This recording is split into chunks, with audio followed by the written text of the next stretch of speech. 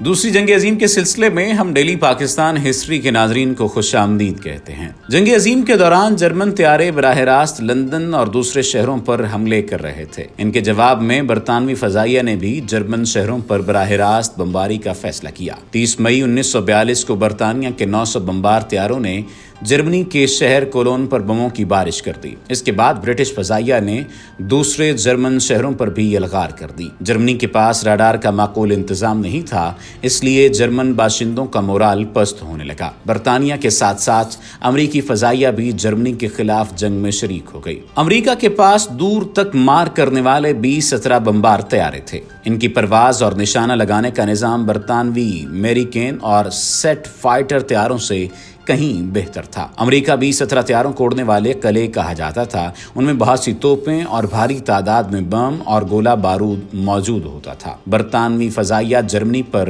رات کے وقت بم برساتی اور امریکی بمبار دن کے وقت فوجی چھاؤنیوں، اسلحہ خانوں اور فیکٹریوں پر تباہی مچاتے۔ اس طرح جرمنی پر دن رات بموں کی بارش ہونے لگی۔ اس سے محفوظ رہنے کے لیے ہٹلر نے برلن میں زیر زمین 2 منزلہ بنکر تعمیر کرایا تھا، جہاں وہ اپنے کمانڈروں کو ہدایات دیتا۔ ہٹلر بہت کم آرام کرتا اور دن رات مسلسل ہدایات جاری کرتا اور رپورٹیں وصول کرتا رہتا۔ جرمنی کے ہر کونے پر دن رات بم برس رہے تھے، مگر جرمنی کے تمام کارخانوں اور فیکٹریوں میں دن رات کام ہو رہا تھا، جہاں اسلحہ، ٹینک اور گاڑیاں تیار ہوتی رہیں۔ اس پر امریکی اور برطانوی طیاروں نے بمباری کا سلسلہ تیز کر دیا۔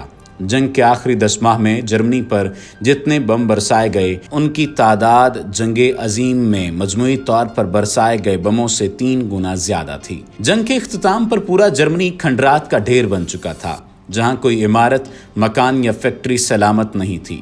سڑکیں، ریلوے لائنز تباہ، جبکہ جرمنی کا ملک مکمل بربادی کی تصویر بن چکا تھا۔ اتحادی افواج کی بمباری کے نتیجے میں جہاں لاکھوں جرمن باشندے ہلاک ہوئے، وہیں تقریباً پورا ملک ہی بے گھر ہو چکا تھا۔ بمبار طیارے اس جنگ میں فیصلہ کن ہتھیار ثابت ہوئے۔ سن 1944 میں جرمنی نے پنکھوں والے طیارے کی بجائے جیٹ انجن سے چلنے والا پہلا لڑاکا طیارہ ایجاد کیا، جس کا نام ME-262 رکھا گیا۔ اس کے بعد جرمنی نے برطانیہ کے خلاف گائیڈڈ میزائل استعمال کیے۔ V1 اور V2 نام کے ان میزائلوں نے برطانیہ میں وسیع پیمانے پر تباہی مچائی، مگر جرمنی کو ان سے خاص فائدہ نہ پہنچ سکا۔ ویسے بھی اب وقت اتحادیوں کے حق میں تبدیل ہو چکا تھا۔